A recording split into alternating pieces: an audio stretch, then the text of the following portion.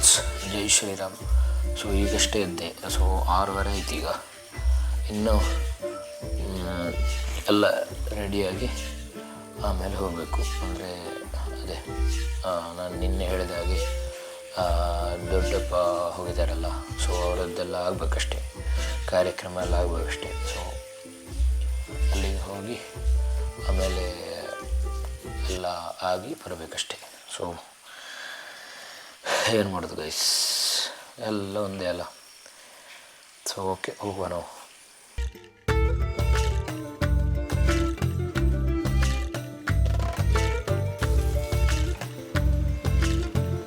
ಸ್ನಾನ ಮಾಡಿ ಬರುವ. ಸ್ನಾನ ಮಾಡಿ ಬಂದ ನಂತರ ಮತ್ತೆ ನೋಡೋಣ ನಾವು. ಓಕೆ, ಇವತ್ತಿನ ತಿಂಡಿಗೆ ಕಡುಬು.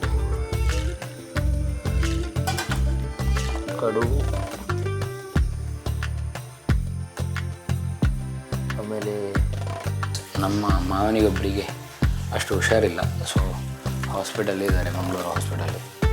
ಸೊ ಅದಕ್ಕಾಗಿ ಈಗ ಹೋಗಲಿಕ್ಕೆ ಅಂತ ಹೊರಟಿದ್ದೀವಿ. ಸೊ ಹೋಗ್ತಾ ನಿಮಗೆ ಆ ರೋಡ್ಸ್ ಆಮೇಲೆ ಏನೆಲ್ಲ ಆಗ್ತದೆ ಅಂತ ತೋರಿಸ್ತೇನೆ. ಆಮೇಲೆ ಹಾಸ್ಪಿಟಲಲ್ಲಿ ತೋರಿಸ್ಲಿಕ್ಕೆ ಸಾಧ್ಯ ಇಲ್ಲ, ಅಂದರೆ ಹೊರಗೆ ಹಿಡ್ಕೊಂಡು ಹೋಗ್ಬೇಕಲ್ಲ, ಕಷ್ಟ ಆಗ್ತದೆ. ಸೊ ಓಕೆ ಗೈಸ್, ಹೋಗಿ ಹೋಗುವ. ದಾರಿಯಲ್ಲಿ ಎಂತೆಲ್ಲ ಆಗ್ತದೆ ಅಂತ ನೋಡು. ಓಕೆ,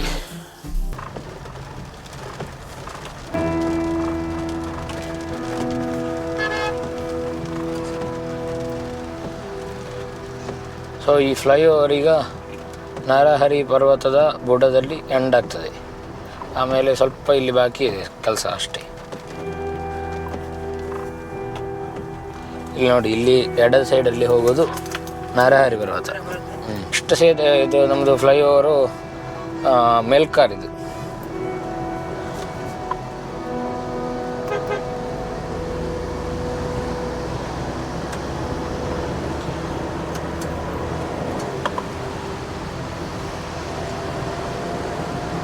ಸೊ ಈಗ ಸ್ಟಾರ್ಟ್ ಆಗ್ತದೆ ನೋಡಿ. ಇದು ಮೆಲ್ಕಾರ್ ಸೇತುವೆ. ಸೊ ಮುಡಿಪಿಗೆಲ್ಲ ಹೋಗ್ಬೇಕಂದ್ರೆ ಕೆಳಗಿಂದ ಹೋಗ್ಬೇಕು. ಇಲ್ಲಿ ಒಂದು ಡೈವರ್ಷನ್.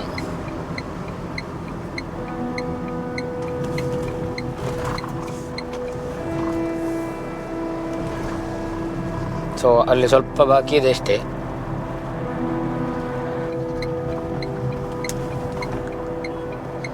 ಆಲ್ಮೋಸ್ಟ್ ಆಗಿದೆ ಅಷ್ಟೇ, ಫುಲ್ ಆಗಲಿಲ್ಲ.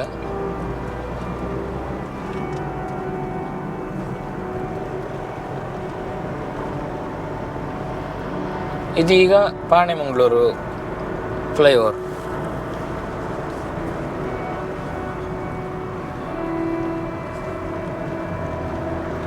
ಸೊ ಮಾಣಿಯಿಂದ ಹಿಡಿದ್ರೆ 4 ಸೇತುವೆ ಇದು ಫ್ಲೈಓವರ್ ಆಯ್ತು ಈಗ.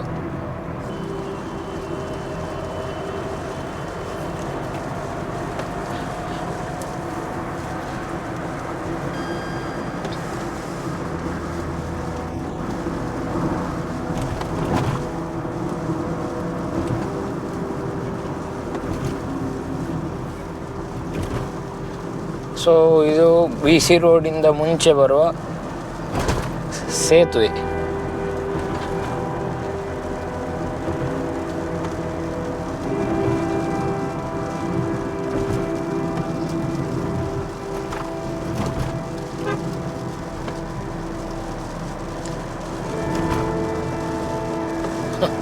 ಈ ಓಮಿನಿಗಳು ಸೈಡು ಹೋಗುವುದಿಲ್ಲ, ಮಧ್ಯದಲ್ಲಿ ಹೋಗುದು.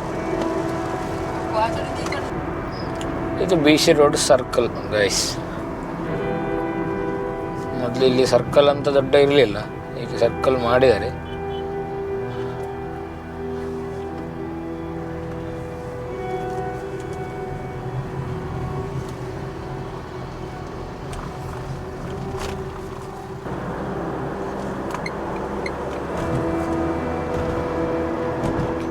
ಇದು BC ರೋಡ್ ಫ್ಲೈಓವರ್. ಇದು ಮುಂಚೆ ಆಗಿತ್ತು, ಈಗಲ್ಲ.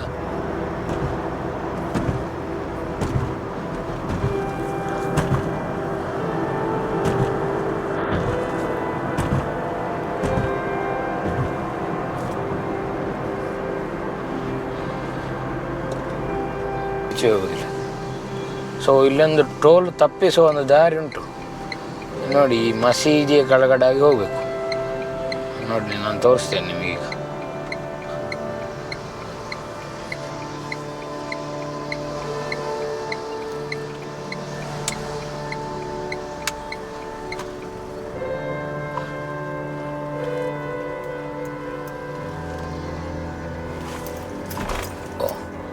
ಆದರೆ ಇಲ್ಲಿ ಸುಮಾರು ಹಂಪುಗಳುಂಟು, ಸ್ವಲ್ಪ ನಿಧಾನಕ್ಕೆ ಹೋಗಬೇಕಾಗ್ತದೆ.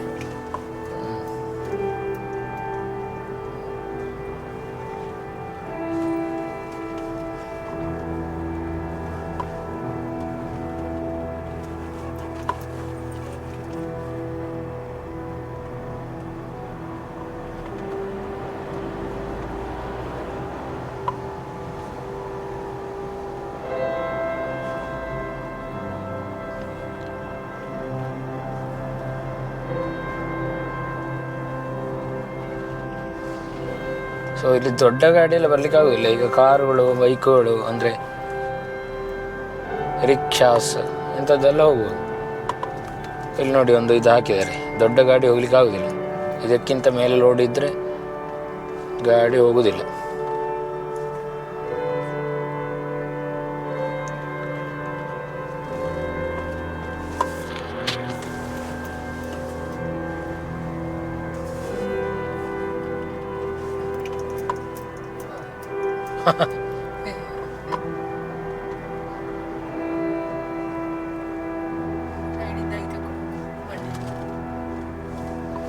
ರೋಡ್ ಮಾತ್ರ ಭಯಂಕರ ಉಂಟು ಇದು.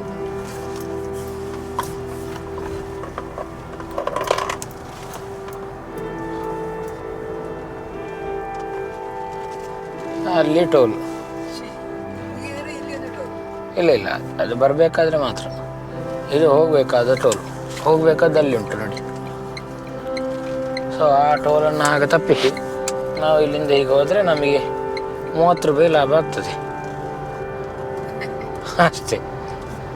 ಬರಬೇಕಾದ್ರೂ ಹಾಗೆ ಅಲ್ಲಿ ಒಂದು ರೋಡ್ ಉಂಟು, ಅಲ್ಲಿಂದಾಗಿ ಹೀಗೆ ಕೆಳಗಡೆ ತುಂಬ ಹಂಪುಗಳನ್ನೆಲ್ಲ ಪಾಸಾಗಿ ಬಂದರೆ ಪುನಃ 30 ರೂಪಾಯಿ ಉಳಿತದೆ, ಅಷ್ಟೇ ವಿಷಯ.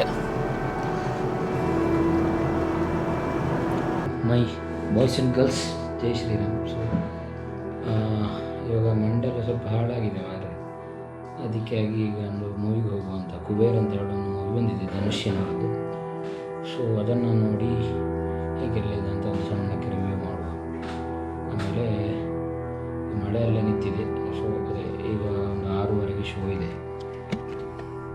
ಸೊ ಈಗ 5:30 ಆಯಿತು, ಇನ್ನು 6:30ಗೆ ಶೋ ಇದೆ. ಸೊ ಅದನ್ನು ಹೋಗಿ ನೋಡಿ ಆಮೇಲೆ ನಿಮಗೆ ತಿಳಿಸ್ತೇನೆ ಹೇಗೆಲ್ಲ ಇತ್ತು, ಏನೆಲ್ಲ ಕಥೆ ಅಂತ. ಮೂವಿ ಮಾತ್ರ ಒಳ್ಳೆಯದೇ ಅಂತ ಕಾಣ್ತದೆ. ಸೊ ಓಕೆ ಗೈಸ್, ಆಮೇಲೆ ಸಿಗ್ತೇನೆ ನೋಡಿ ಬಂದು. Okay. So my boys and girls, ಜೈ ಜೈ ಜೈ ಶ್ರೀರಾಮ್. ಸೊ ನಾವೀಗ ಯಾವುದು ಕುಬೇರ್ ಅಂತ ಹೇಳುವ ಮೂವಿಯ ರಿವ್ಯೂ ನೋಡುವ.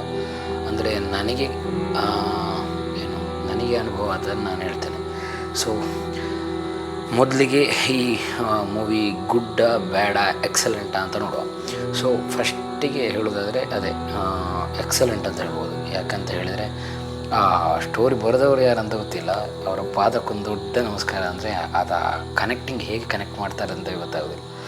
ಆಮೇಲೆ ಮೂವಿ ಅಂದರೆ ಅದೇ ಕುಬೇರ ಅಂತ ಹೇಳೋ ಒಂದು ಮೂವಿಯ ಹೆಸರು.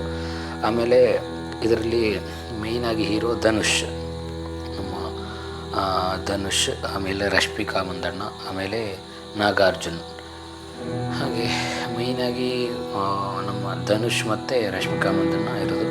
ಆದರೆ ಅವರಿಬ್ಬರು ಕಪಲ್ಸ್ ಎಲ್ಲ ಅಲ್ಲ. ಸೊ ಹೀರೋಯಿನ್ ಹೀರೋ ಅಷ್ಟೇ.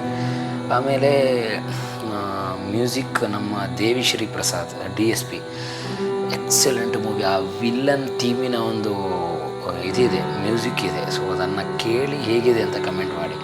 ಸೊ ಎಲ್ಲರೂ ನೋಡ್ಬೋದಾ ಈ ಮೂವಿ ಅಂತ ಕೇಳಿದರೆ ಧಾರಾಳ ಎಲ್ಲರೂ ನೋಡ್ಬೋದು. ಅಂದರೆ ಫ್ಯಾಮಿಲಿಯಾಗಿ ಹೋಗಿ ನೋಡುವಂಥ ಮೂವಿ. ಆಮೇಲೆ 3 hours 3 minutes ಇದೆ. ಸೊ ತಮಿಳಲ್ಲಿ ಪ್ರಾಪರಾಗಿ. ಆಮೇಲೆ ಒಂದು ಈಗ ಇಷ್ಟೆಲ್ಲ ಹಿಂದಿನ ಮೂವಿಯಲ್ಲೆಲ್ಲ ನಾನು ರಕ್ತವನ್ನು ನೋಡೋದು, ಕಡಿಯೋದು ಇದೆಲ್ಲ ಇತ್ತು. ಆದರೆ ಇದರಲ್ಲಿ ಇದೆ, ಆದರೆ ಆ ರೀತಿಯೆಲ್ಲ ಇಲ್ಲ. ನಮಗೊಂದು ಏನು ಹೇಳೋದು,